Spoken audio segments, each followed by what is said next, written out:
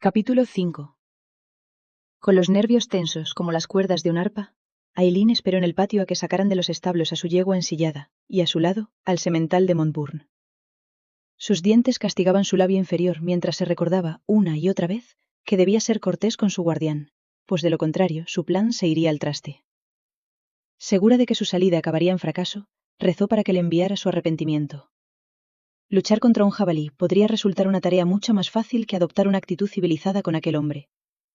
Tratarle con algo que no fuera desprecio, cuando ella le despreciaba tanto, era una hipocresía. «Eres una tonta, sobrina, por cabalgar sola con el Sassenach», dijo Malcolm, a su lado una vez más para argumentar su punto de vista. «No se puede confiar en él, te lo aseguro. ¿Cómo sabes que la carta de James no es una falsificación? ¿O que ese Montbourne es quien dice ser? Podría ser un mercenario inglés, empeñado en secuestrarte para pedir rescate. Al ignorar mis advertencias, le estás dando licencia para hacer precisamente eso».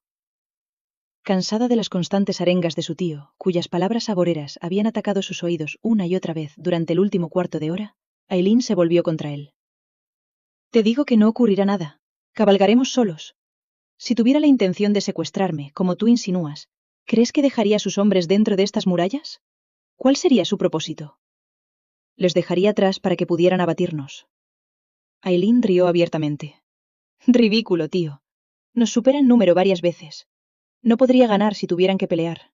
Además, no tenemos riquezas de las que hablar. ¿Qué esperaría ganar?». La boca de Malcolm se quedó abierta, pero Aileen continuó. «No, tío, lo que sugieres es ridículo. Estás inventando problemas donde no los hay. La carta de James es auténtica. Su insignia estaba cerrada con un sello de cera, que permaneció intacto hasta que yo la abrí. Soy yo quien ha invitado al Sassenach a cabalgar conmigo, no al revés. Si decide aceptar, puedes estar seguro de que conoce las consecuencias si me hiciera daño. Nuestro rey no aprobaría tal acto. Igualmente no confío en él». Aileen estaba de acuerdo con la afirmación de su tío, pero decirlo en voz alta solo daría lugar a otra ronda de disputas, algo que prefería evitar. Su decisión ya estaba tomada, y aunque hubiera preferido tener a varios de sus compañeros de clan a su lado por seguridad, sabía que Montbourne no tendría nada de eso, no a menos que se permitiera que un número igual de sus propios hombres se uniera a ellos. No quería esa mezcla de hombres, pues su concentración se centraría en el grupo que les rodeaba. Absorta en mantener la paz, lograría poco. Le gustara o no, necesitaba estar a solas con el hombre. De alguna manera, tenía que ganarse su simpatía.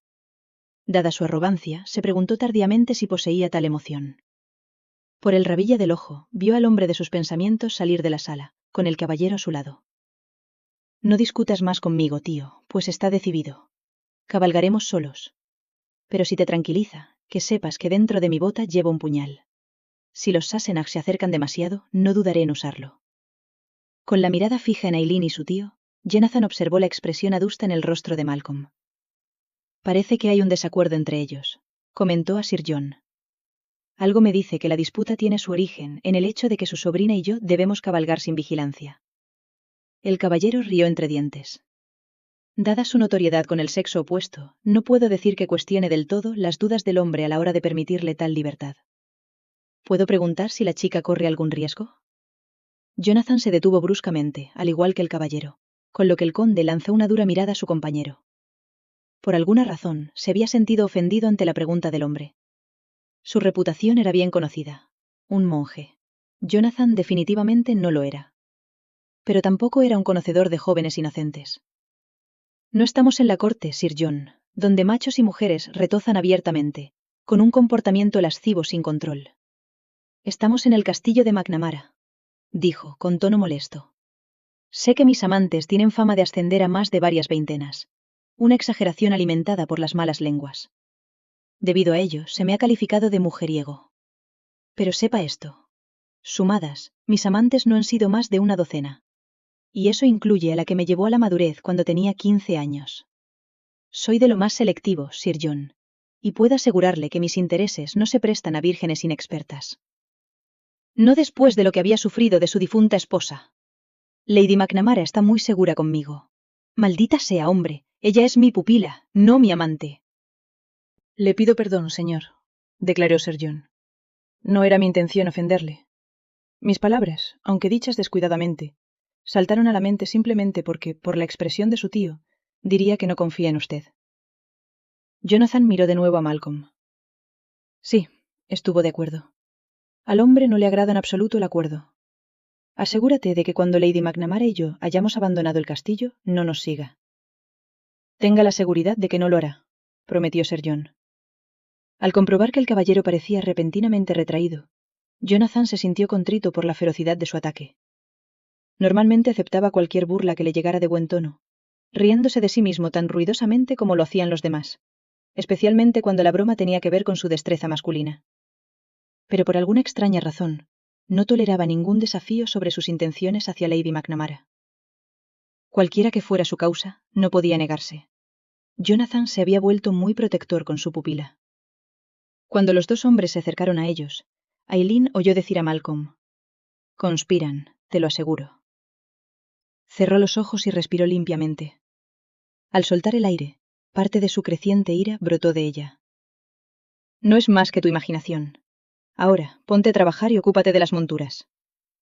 Con una mirada penetrante, su tío se dirigió hacia las puertas del establo.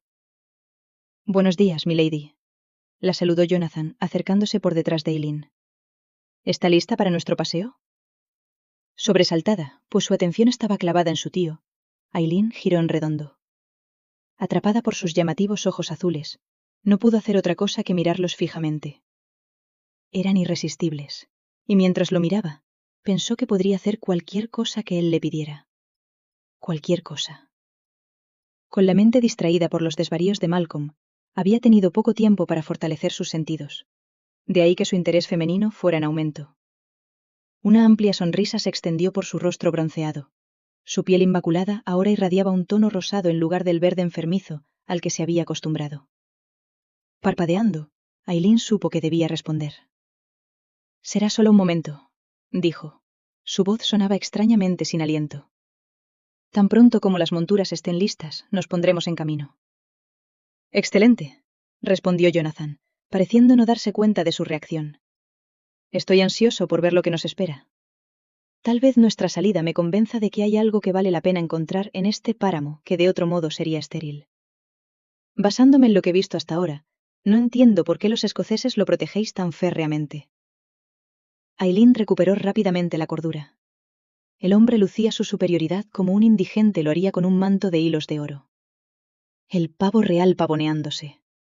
Se preguntó si alguien le habría instruido en los modales más rudimentarios. Observándole con detenimiento, decidió que sin duda alguien lo había intentado. Pero teniendo en cuenta el alumno, el desventurado maestro estaba destinado al fracaso.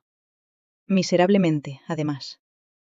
Calificándole silenciosamente de bufón, pero sin olvidar por qué le había pedido que cabalgara con ella, sonrió muy civilizadamente. «Puesto que ustedes, los ingleses, piensan que no hay nada de valor en las tierras altas, yo también me pregunto por qué invaden continuamente el lugar. Aparentemente hay algo de valor aquí. De lo contrario, se quedarían para siempre en su lado de la frontera». Jonathan la estudió momentáneamente, solo para fingir que era incapaz de fallar a su lógica. Su profunda risa retumbó. «Una tregua, milady. El día es demasiado encantador para arruinarlo hablando de las intrigas políticas, de reyes muertos hace mucho tiempo. No resolveremos nada si lo intentamos. Aunque nuestros dos países han guerreado continuamente, que al menos haya paz entre nosotros». «Sí, el día es demasiado hermoso». Su sonrisa se ensanchó, pues sabía que ya había superado. «Puesto que ambos reconocemos su valor y deseamos disfrutarlo, aceptaré la tregua». «Una tregua, entonces». Miró a su alrededor. «¿Su primo se ha recuperado?» «Se encuentra mucho mejor, pero le he ordenado que descanse», dijo ella, sintiendo la certeza de que Hamish lo observaba desde su ventana. «De nuevo, le agradezco su oportuna intervención». «Me alegró serle útil». «Y yo le agradezco su propia intervención», dijo él. Su mirada recorrió su pelo húmedo. El color del ala de un cuervo. Los gruesos mechones brillaban como ébano pulido a la luz del sol. «¿El baño de Milord fue satisfactorio?» «Fue mucho más agradable que el primero», dijo, repasando la experiencia. Un instante después, sonó un golpe en su puerta, y Jonathan la abrió para ver a Seamus de pie al otro lado. Cuando el hombre entró deambulando en la habitación, con dos vasijas metidas bajo sus carnosos brazos, 3 de sus compañeros de clan hicieron rodar la gran bañera a través de la puerta. Al ver el ceño fruncido de Jonathan, el hombre achaparrado declaró: «Mi jefa me ha ordenado que os traiga esta cosa». Empujó las tinas hacia los brazos de Jonathan. «Esta de aquí», señalando la que estaba bajo el brazo derecho de Jonathan. «Debe usarla primero. Frótelo todo, incluso el pelo. Quemará, pero no os dejará cicatrices. Cuando os hayáis bañado, poneos esta otra pasta». Clavó la vasija bajo el brazo izquierdo de Jonathan. «La sarga detendrá la picazón. No olvides lo segundo, o te picará todo el cuerpo». «¿Qué clase de travesura trama ahora tu jefa?», había preguntado Jonathan, aumentando sus sospechas. «No es ninguna travesura», había espetado el hombre frunciendo el ceño. «Se supone que le devolverá a su color natural. Pero si disfruta pareciendo un montón de musgo, simplemente le diré que rechazó su oferta caritativa. Si fuera yo, os habría dejado como estáis». Los dos hombres se habían peleado brevemente por los cubos. Jonathan salió ganando. «Ayúdame con la espalda», le había ordenado al hombre, pero sin resultado. «Por favor». «Será mejor que se quite su wigmaliri». La ceja de Jonathan se había arqueado. «Su ornamento alrededor de su cuello», había dicho Simus, señalando con la cabeza el medallón. «Si no, podría volverse contra usted».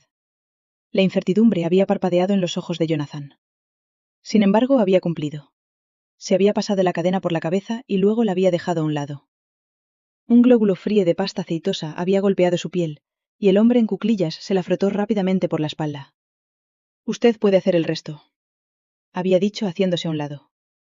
Mientras Jonathan se enjabonaba una generosa porción de la sustancia pastosa por la cara, el pelo, el cuello y los brazos, y luego por el pecho hasta el vientre, todo empezó a hormiguear y luego a arder. Rápidamente se cubrió el trasero, las piernas y los pies. Al enderezarse, Jonathan se había vuelto vacilante. Mirando fijamente sus partes íntimas, había cerrado los ojos y apretado los dientes. La acción se realizó rápidamente. Para cuando el contenido del último cubo se había derramado en la bañera, su piel estaba en llamas. Casi se había zambullido en el agua. Tras restregarse de pies a cabeza con jabón, se había puesto de pie, enjuagándose con varios cubos de agua fresca. Una vez seco, se había extendido el contenido de la segunda vasija por todo el cuerpo. El bálsamo había refrescado su piel inmediatamente. «¿Ves?», había dicho Simus, después de ayudar de nuevo con la espalda de Jonathan. «No era ninguna travesura. Está suave como un bebé, y casi tan rosado como su culito». Jonathan podría haber rebatido fácilmente la afirmación del hombre sobre que no había ninguna travesura en ello, pero al recordarlo, el sufrimiento que había soportado bien merecía los resultados. «Fue muy amable al apiadarse de mí», le dijo a Eileen sonriendo. «Gracias a su caridad, ya no me confundiré con los árboles». La risa tintineante de Eileen flotó en el aire. El sonido de la misma dejó a Jonathan sintiéndose extrañamente afectado. «Si hubiera actuado de forma caballerosa en primer lugar», dijo, deseando que se apiadara de ella de la misma manera, «no habría sufrido nada de lo que sufrió». Contemplando el rostro respingón de su pupila, con sus extraordinarios ojos sonriéndole, Jonathan experimentó una extraña agitación en lo más profundo de su ser. «Hermosa e inocente», pensó, deseoso de ensartar sus dedos en su lustroso cabello, cuya longitud liberada colgaba hasta su cintura. Por voluntad propia, su mano se levantó. «Agárrate, tonta». Rápidamente, el impulso desviado fue frenado. Para cubrir su error, Jonathan agitó su brazo delante de él, haciendo una reverencia. «Prometo que me comportaré lo mejor posible». El voto se lo hizo a ella, pero iba dirigido a él. Por el rabillo del ojo, vio que su tío había salido de los establos. «Llegan nuestras monturas». Cuando Eileen estuvo sentada en su yegua, Malcolm se dirigió hacia donde estaba el semental de Jonathan. «Asegúrese de que no le pase nada, Sassenach», dijo mirando a Jonathan. «O sufrirá las secuelas». Jonathan percibió el odio en los ojos del hombre. «Estará a salvo, se lo aseguro». Apoyando el brazo en el pomo de la silla de montar, se inclinó hacia el hombre. «Solo asegúrese», gruñó en voz baja para que solo Malcolm pudiera oírlo. «De que no ha conspirado contra nosotros mientras cabalgamos hoy, o usted, Highlander, sufrirá mucho más que yo». Enderezándose, Jonathan hizo un gesto con la cabeza a Sir John, recordándole en silencio al caballero que vigilara al pendenciero escocés. Luego él y su pupila salieron cabalgando por las puertas del castillo. En lo alto de una meseta con vistas a un pequeño lago, Eileen detuvo su yegua. Ella y su tutor llevaban más de una hora recorriendo los perímetros del territorio de Lochlann. La mayor parte de ese tiempo lo habían pasado en silencio. La pareja solo hablaba cuando se detenían para que Eileen señalara un lugar de interés en particular, explicando su significado histórico. Ocasionalmente, ella dirigía la atención de Montbourne hacia la sobrecogedora belleza de la tierra salvaje y escarpada, que él había dicho aborrecer, con la esperanza de hacerle cambiar de opinión. Mientras estudiaba su apuesto perfil, con su semental cabalgando hombro con su yegua, se preguntaba si lo había conseguido. ¿Sigue pensando que no hay nada en estos climas del norte que capte la mirada y exalte el alma? ¿No puede sentir su majestuosidad?, preguntó, con la mano extendida sobre el lago. ¿O solo ve un vulgar charco de agua, insignificante y aburrido? Jonathan no podía negar que la vista era impresionante. Como diamantes relucientes, los rayos de sol danzaban sobre el agua de color azul profundo. Un viento cálido barría los pinos de abajo, haciendo crujir sus ramas. El aire fresco y dulce se elevaba desde el lago para subir por la ladera y entrar en sus pulmones. Se sintió vigorizado. Admito, dijo, volviéndose hacia Eileen, observando que sus ojos eran tan azules como el agua, que este lugar le produce a uno un sentimiento de reverencia. Su belleza es insuperable. Una sonrisa iluminó el rostro de Eileen. Embelesado por su hermosura, Jonathan se corrigió. Ella era aún más magnificente que la vista. Sacudiéndose mentalmente, se obligó a examinar de nuevo el lago. ¿Echamos un vistazo más de cerca? Sí, respondió su pupila, acariciando el cuello de la yegua. Los caballos necesitan agua. Es un lugar tan bueno como cualquier otro. Jonathan echó un vistazo a los árboles que se alzaban junto a Eileen y a él. Divisó un rápido movimiento. Un muchacho de pelo alborotado, de no más de 12 años, corría descalzo por el bosque, vestido solo con una camisa azafrán. Un conejo muerto colgaba de su mano. «¿Tenéis un cazador furtivo?», dijo, girando su semental, dispuesto a darle caza. «¿Lo atrapo?» «No, es Alistair». Ella percibió la mirada interrogante de su tutor. Alistair, al menos, así le llamo yo. Es mudo. Vive solo en el bosque. ¿Es un Lachlan?, preguntó Jonathan. No lo creo. Apareció un día, poco después de la muerte de mi padre. Rehúye a la gente y rara vez se le ve. Sea o no un Lachlan, es bienvenido aquí. He dado órdenes de que nadie le haga daño. Eileen había intentado entablar amistad con el muchacho, poniéndose cara a cara con él en 2 ocasiones. Pero él no respondía a sus insistencias para que viniera a vivir con ella al castillo. Así que, para asegurarse de que estaba bien atendido, le dejaba comida, junto con diversos suministros. Algún día Alistair podría responder a sus propuestas de amistad. Esa era su mayor esperanza. «Es generosa hasta la exageración», comentó Jonathan. «No todo el mundo sería tan amable». «Alistair es especial», dijo ella. «¿Vamos a ver el lago?» «Sí», respondió, olvidando rápidamente al niño. Guiando el camino, Eileen dirigió su montura por la empinada pendiente. Observándola, Jonathan sintió crecer su admiración. Inteligente, alegre, ingeniosa y encantadora. En muchos aspectos era mucho mayor que sus años. Sin embargo, en su interior habitaba una niña traviesa. De eso él podía dar fe. A diferencia de la sofisticada Lavinia, que era artera, manipuladora y explotadora, su ingenua joven pupila, en general, se mantenía impoluta, candorosa y sin pretensiones.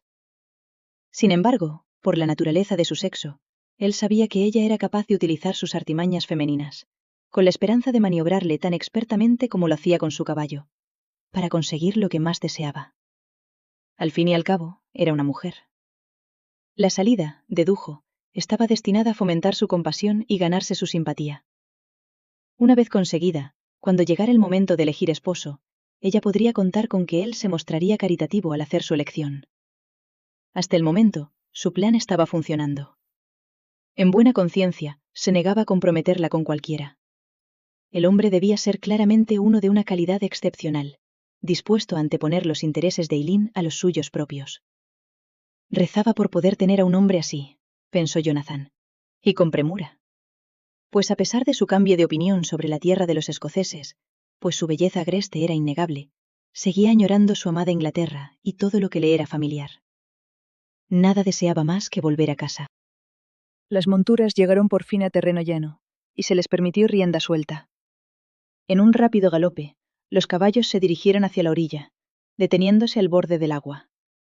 Jonathan se deslizó de su montura, y sus botas golpearon las piedras que ensuciaban la zona. Estirando los brazos, sus largos dedos abarcaron la pequeña cintura de Eileen. «Agárrate», le dijo. Cuando la hizo girar, mientras sus pies vestidos de piel de ante se posaban en el suelo, se dio cuenta de que su peso era ligero. Suave pero firme, Lady McNamara no se prestaba a la simple ociosidad, permitiendo que otros la atendieran como hacían las mujeres de la corte. Por todo lo que había visto u oído de su pupila en los últimos días, sabía que era una mujer que trabajaba diligentemente al lado de sus compañeros de clan. Ninguna tarea era demasiado monumental o demasiado insignificante para ella. Mirándola fijamente la cara respingona, su mirada trazó la línea de su mandíbula. Jonathan atribuía su espíritu tenaz a una obstinación sin adulterar. Era escocesa hasta la médula. «Veo que su mente ha conjurado pensamientos alegres», dijo, mientras sus manos se apartaron de los hombros de él donde habían descansado. Su fuerza dura y acordonada no pasaba desapercibida para ella. ¿Soy yo la fuente de su alegría? Mientras dejaban beber a los caballos, Jonathan y Eileen pasearon por la orilla del lago. El agua cristalina chapoteaba suavemente contra la orilla. «Sería mejor que me negara a contestar», dijo, figurando su sonrisa. «Se ríe de mí», acusó ella, pero sin malicia. «De usted no, milady. Fueron los pensamientos sobre su esposo los que me hicieron sonreír». Su humor se volvió intranquilo. Lo estudió detenidamente. «Por la expresión de su cara, diría que me ha tomado por una arpía. Sin duda se ríe porque cree que el hombre sufrirá». Al mencionar la palabra esposo, Jonathan notó que el brillo de sus maravillosos ojos se había apagado rápidamente. La idea de verse obligada a casarse la inquietaba sobremanera. «Ese término nunca se me pasó por la cabeza», confesó en voz baja. «Terca, sí, pero nunca una arpía. Si me río, es porque dudo que haya un hombre en su lista que pueda domarla. Y no es que deba intentarlo.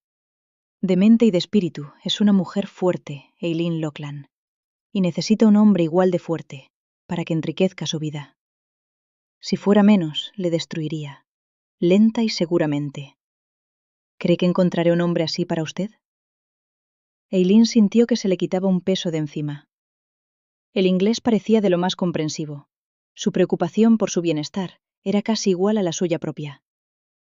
Hamish estaría encantado de saber que al menos una parte de su plan había funcionado. En cuanto al resto, sabía que su tutor no encontraría un esposo decente en el lote. «No puedo asegurarlo», mintió, sintiéndose un poco culpable.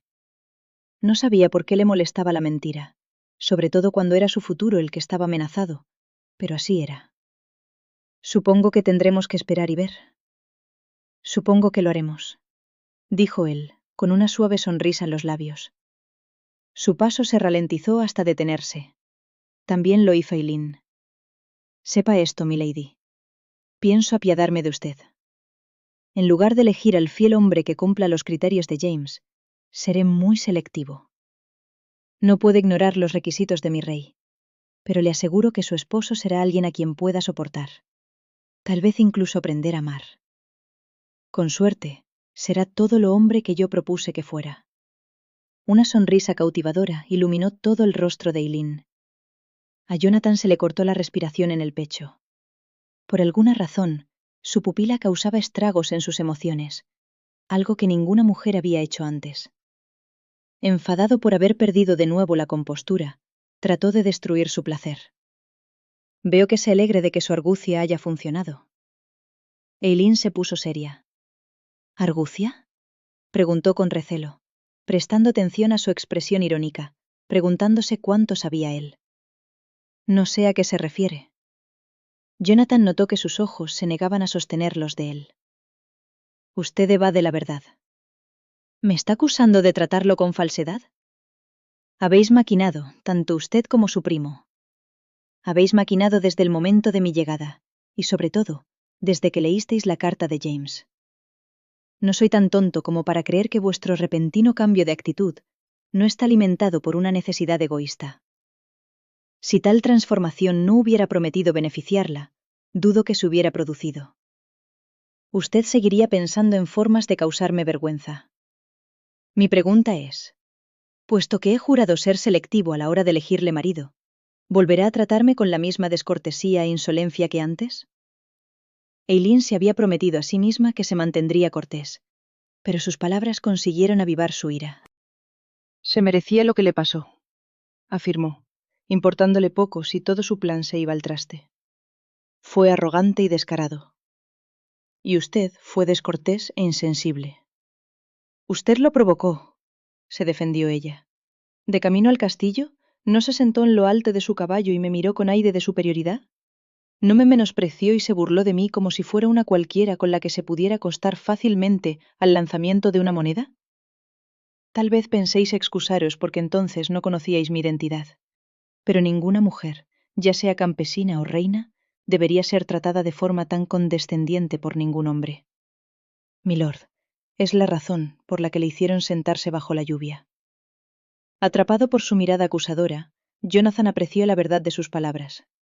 Habiendo pasado últimamente la mayor parte de su tiempo en la corte, se había vuelto casi tan sátiro como sus compañeros. Sus modales y su moral eran deficientes, lo sabía.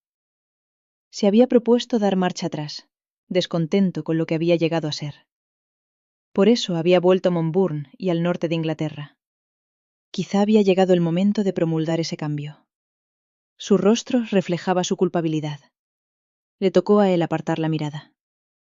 Le ruego que me perdone por mi repulsivo comportamiento, dijo, inspeccionando la puntera de sus botas. Un momento después volvió a captar su mirada.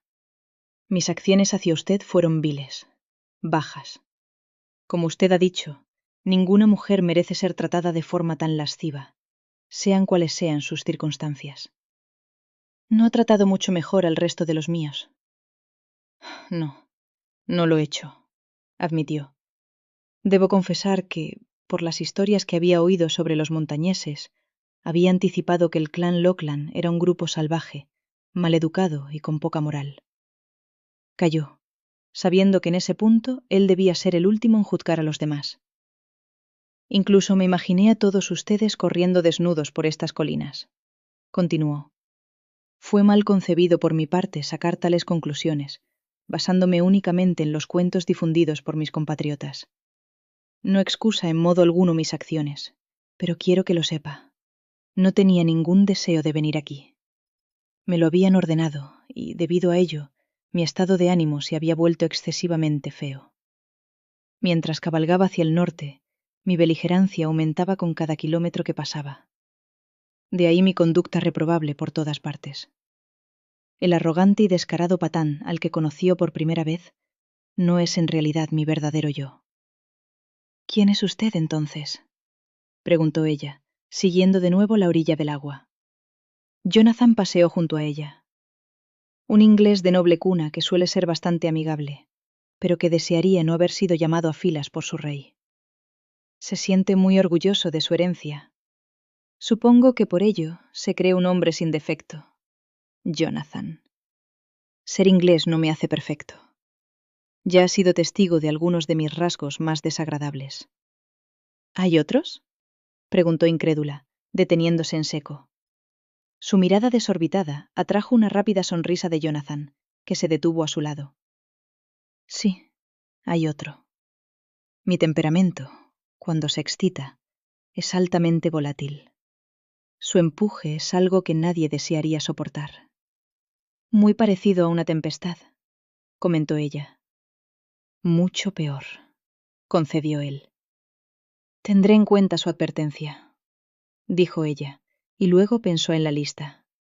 Rogó implorando en silencio, si alguna vez él se enteraba de lo que ella y Hamish habían ideado, que le viera la gracia. De ninguna manera deseaba sentir la fuerza de su furia. Incluso si descubriera su engaño y la verdad provocara su ira, estaba segura de que no sufriría ningún daño. Como un capullo que se hila firmemente alrededor de una mariposa recién formada, sus compañeros de clan se reunirían cerca de ella, ofreciendo su protección. Sabiendo que no tenía nada que temer, Eileen se relajó. Brevemente miró hacia el agua. Sus conceptos sobre nosotros no eran del todo erróneos, dijo, con la esperanza de aliviar la tensión entre ellos y formar una nueva relación. En la batalla, a veces los hombres se despojan de sus plaits y leines. La palabra pareció confundirle. Las camisas azafrán, como usted las llama, explicó ella. Menos cargados, pueden pelear más libremente. Así que, como ve, no estaba del todo equivocado. Los montañeses corren desnudos por estas colinas. Es un espectáculo digno de contemplar. Al imaginar a sus compatriotas enfrentándose a semejante espectáculo, y la expresión de sus desconcertados rostros convirtiéndose rápidamente en una de alarma, Jonathan no pudo evitar reírse en voz alta. Al ver que su pupila fruncía rápidamente el ceño, le hizo un gesto con la mano para que continuara. Sus guerreros de las Highlands no son de quienes me río, sino de mis hermanos ingleses. Ahora sé por qué han difamado a los escoceses como lo han hecho. ¿Por qué? Los ingleses pelean según reglas estrictas, enfrentándose a sus oponentes de frente, de manera caballerosa, por así decirlo. En cuanto a por qué alguien lo llamaría así, no tengo ni idea. La guerra es una matanza despiadada, incivil, aborrecible y repugnante. No tienen nada de suave. Estoy de acuerdo, dijo Eileen. ¿Pero qué tiene eso que ver con difamar a los escoceses de las Highlands? ¿No se imagina la reacción de estos supuestos caballeros ingleses, que se confiesan conformes a un alto estándar de corrección sin importar las circunstancias, al enfrentarse a sus parientes desnudos en el fragor de la batalla? Supongo que muchos huyeran del campo. Precisamente. De ahí que, avergonzados por no haber permanecido en sus puestos, hayan calificado a su pueblo de salvaje, de bárbaro. Admito que yo he dicho lo mismo. Sin embargo, mis palabras no provenían de una experiencia personal, sino de oídas. Fue un error por mi parte repetirlas sin confirmar primero la verdad. Sí, lo fue. Supongo que en algunos casos somos muy parecidos. Nunca había conocido a un Sassenach inglés, corrigió ella. Pero yo también he difamado a sus parientes, simplemente en virtud de lo que me han contado. La ceja de Jonathan se alzó interrogante. ¿Le importaría compartir alguno de sus epítetos? Creo que no, dijo ella, observando sus pies mientras seguía caminando. Soy una dama de la nobleza y jefa de mi clan.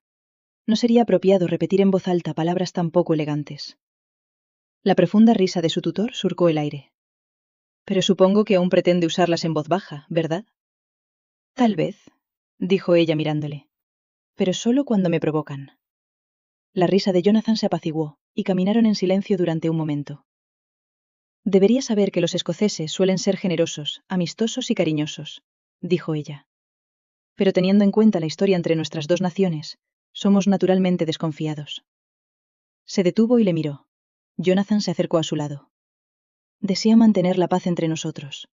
Como jefa, mi clan seguirá mis directrices. Pero debe saber que hay quienes no están de acuerdo conmigo. ¿Su tío? Afirmó, y la vio asentir. Su odio hacia los ingleses es evidente.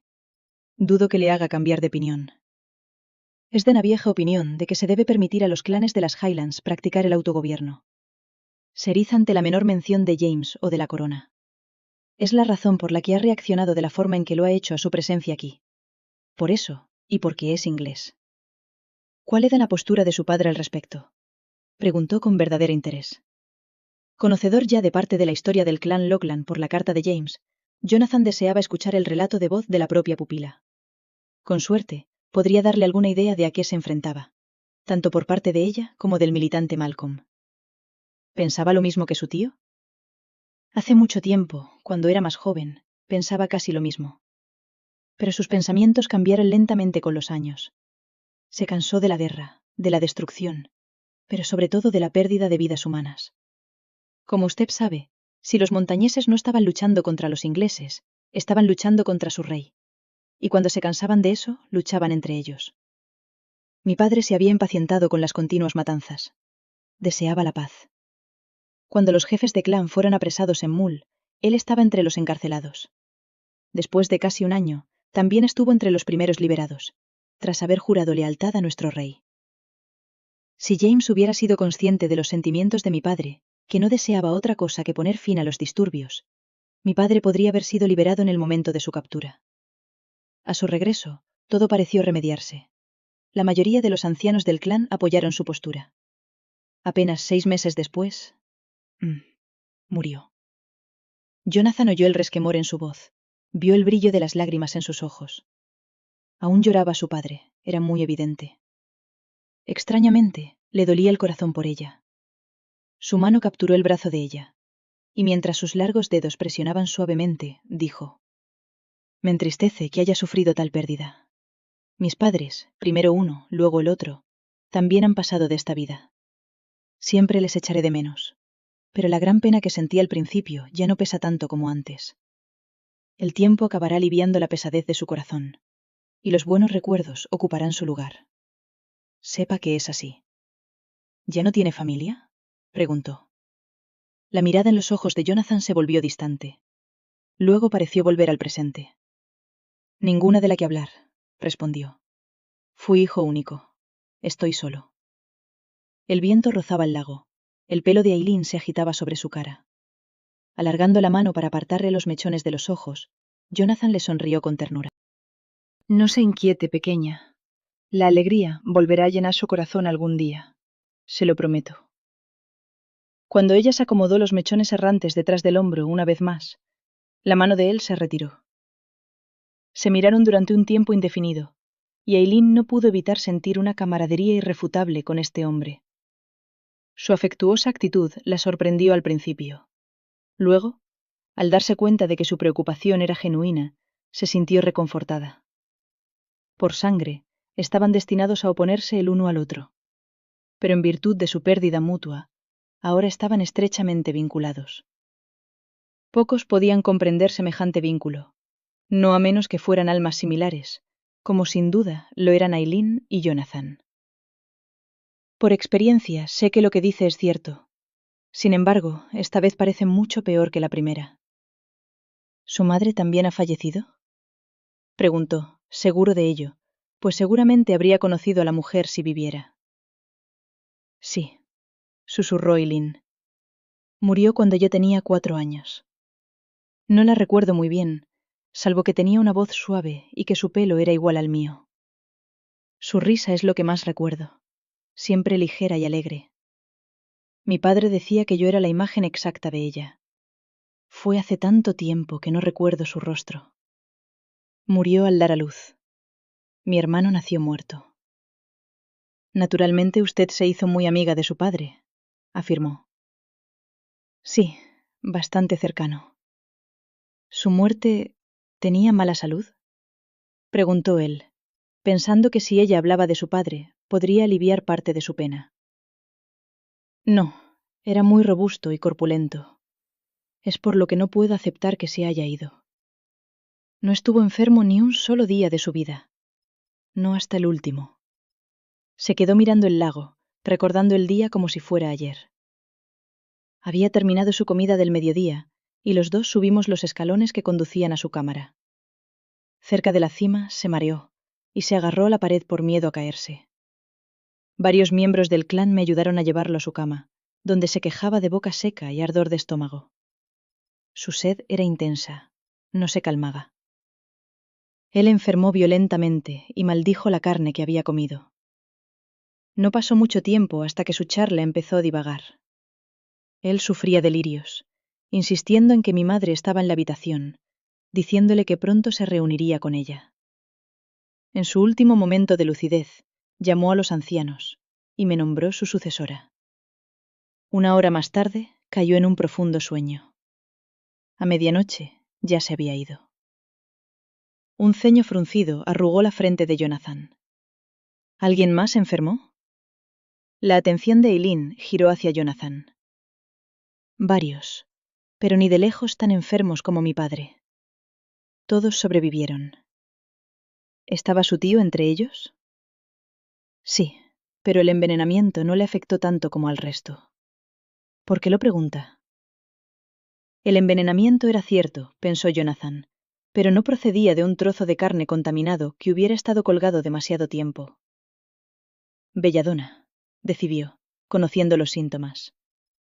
En Inglaterra, la belladona mortal, como se la llamaba, crecía en bosques, prados y páramos, después de haber sido cultivada en jardines. Los niños habían muerto por comer tan solo 3 bayas. Hombres y mujeres se habían envenenado al ingerir conejos o pájaros que se habían alimentado de la misma.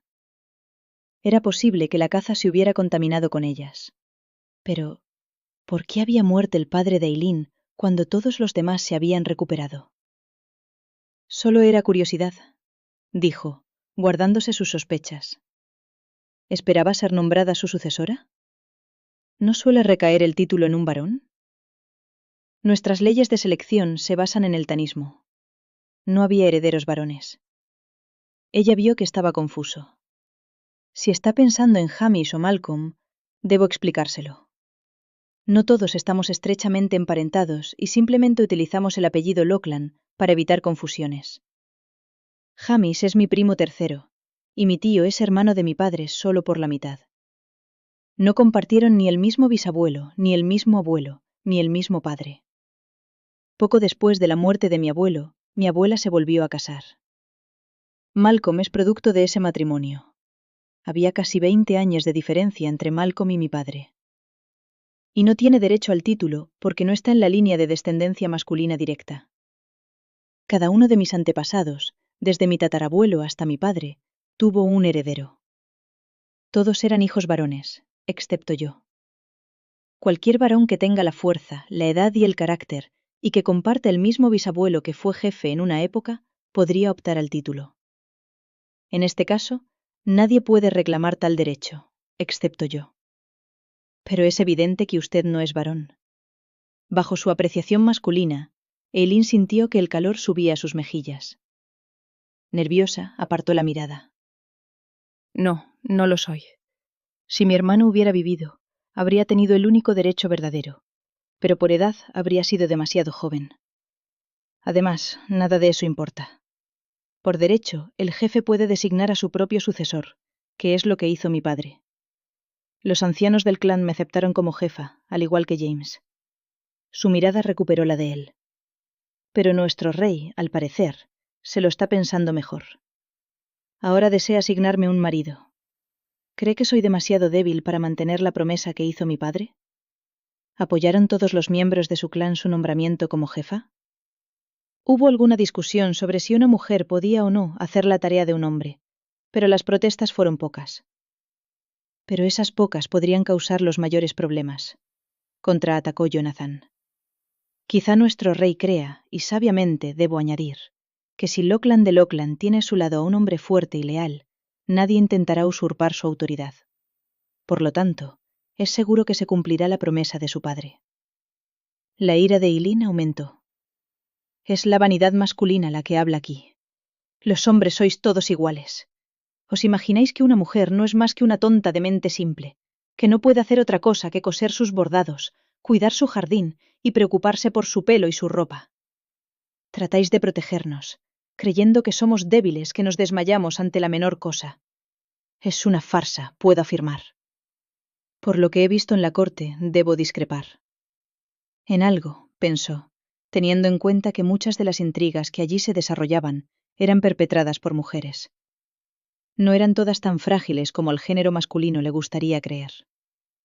Además, finiquitó, con la necesidad de convencerla de que necesitaba un marido. Es un hecho evidente. El sexo más suave no puede competir en modo alguno con un hombre. Quizá, solo por la fuerza bruta, no pueda. Pero la inteligencia de una mujer es igual a la de un hombre, si no muy superior. Admito que hay muchas mujeres inteligentes, pero son sus emociones las que las hacen débiles. Solo por su naturaleza, son incapaces de hacer el trabajo que está destinado a un hombre. ¿Tan fácilmente ha olvidado a su reina virgen?, preguntó Eileen, sintiendo cómo aumentaba su ira. Gracias al gobierno de Isabel, Inglaterra se ha convertido en una potencia en sí misma. Nunca, en la suma de su historia, su país ha tenido tanto respeto. Y todo gracias a una mujer. Y apuesto a que Inglaterra no volverá a ver tal reverencia. Al menos, no hasta que gobierne otra mujer. Jonathan consideró si debía o no poner al corriente a su pupila del hecho de que, a lo largo de los años, Isabel siempre había buscado el consejo de un hombre. No deseando continuar su discusión, retuvo la información. Le permitiría pensar lo que quisiera. Sin embargo, había una cosa que quería saber. ¿Por qué, pequeña, su ira se ha batido de repente sobre mí? Le he dicho que no siento ningún placer en ser su guardián. El papel me fue encomendado. Se me dio poca elección. ¿Se te dio alguna opción?, preguntó ella. ¿Era esto o la torre? ¿Y cuál es su recompensa? Un ducado, si tengo éxito. Los ojos de Eileen echaron chispas azules. Así que, acusó, a pesar de lo que ha dicho, tenía elección después de todo. Yo no llamaría opción a ir a la torre. Pero usted recibe una recompensa, ¿correcto? Se dijo que lo haría. Alzó las manos, y Eileen corría zancadas hacia los caballos. Atónito, Jonathan miró tras ella, y luego caminó rápidamente en su dirección. ¿Qué pretende?, le preguntó, cogiéndola del brazo. Ella giró hacia él. Lo que quiero decir es que no se me ha dado ninguna opción. No me espera ninguna recompensa. Independientemente de su título, independientemente de su circunstancia, a menos que sea reina, una mujer siempre está a merced de un hombre. Se la trata como si fuera un bien mueble, una posesión, una esclava. Se le dice lo que tiene que hacer y cuándo tiene que hacerlo. Sus propios deseos no le importan. Simplemente porque James piense que soy débil, me obligará a tasarse. Él mismo no ha venido aquí para ver si sus temores son fundados. No. Es porque soy una mujer por lo que asume que es así. Que el clan Lochlan está revuelto. Los temores de nuestro rey son fundados, insistió Jonathan, pensando en Malcolm y en los que le seguían. De lo contrario no me habría enviado. Todo lo que tiene que hacer es mirar a su alrededor para ver la malicia que se está gestando en el seno del clan. Sola, no será capaz de sofocar su crecimiento. Ya sea por astucia o por la fuerza, solo un hombre tiene el poder de detenerla. Indignada porque la consideraba impotente, porque creía que sus compañeros de clan se volverían contra ella como lo haría un sabueso rabioso, Eileen intentó zafarse de su agarre. «¡Suélteme!», siseó cuando su agarre permaneció firme. «Primero, escúcheme». Sus afiladas uñas se clavaron en su carne. Apretando la mandíbula, Jonathan sintió que su propia ira estallaba. La impulsó hacia los caballos. «Moza testaruda», pronunció en silencio, pues ella se negaba a creer nada de lo que él decía. Más que nunca, no deseaba verse envuelta en las intrigas del clan Lochlan. Su marido podía desenmascarar la traición y frenar la revuelta. Volvía a Inglaterra. Permítame repetirlo. Los temores de nuestro rey son fundados. Pero eso tiene poca importancia. Cuando James ha dado una orden, ya sea a un hombre o a una mujer, más vale cumplirla o arriesgarse a quedarse sin cabeza. No estoy en absoluto ansioso por ir a la guillotina, y espero que usted tampoco. Alcanzaron sus monturas, y Jonathan lanzó las riendas de la yegua a su pupila. La ira bullía en el interior de Eileen, pero sabiamente guardó silencio. Había sabido que este día acabaría en desastre, y así fue. Cuando estuvieron horcajadas sobre los caballos, su guardián la estudió detenidamente. «Por orden de nuestro rey, tengo una función que cumplir», dijo. «Y usted también. He prometido encontrarle un buen marido, y eso haré. Tenga por seguro, Eileen Lochlan, que a finales de mes estará casada. No escapará a su destino. ¿Entendido?». Su mandíbula se apretó con fuerza. Su mirada recorrió su rostro. Con una rebelde sacudida de cabeza, espoleó a la yegua al galope, dirigiéndose hacia la base de la colina y el estrecho sendero que conducía a ella. Los cascos batieron un rápido tatuaje, mientras el estribillo de la vieja leyenda giraba en su mente. «Mariquita, mariquita, vuela, o el cazador alado transformará tu destino. Mariquita, mariquita, vuela, surca los cielos siempre tan alto». Si fuera simplemente un pájaro, pensó, con lágrimas indignadas cegándole los ojos, se marcharía lejos, muy lejos, donde estuviera a salvo. Parpadeando con fuerza, Eileen guió a la yegua hacia la cima de la meseta. Luego empujó de nuevo a su montura al galope, dirigiéndola hacia su casa. Poco le importaba si el Sassenach se quedaba muy atrás o se perdía del todo. El hombre no entendía nada de ella ni de lo que necesitaba. Que le jodiera su compasión. Con la vista puesta en el lejano castillo, oyó el poderoso pisar del semental de su guardián acercándose tras ella. Caballo y jinete se acercaban cada vez más, y ella instó a su yegua a ir más deprisa, deseando únicamente librarse de él. De repente, su mirada se disparó hacia el cielo. Muy por encima de la fortaleza de los Lochlann, se elevaba el halcón. Daba vueltas y vueltas, buscando sin descanso. No escapará a su destino.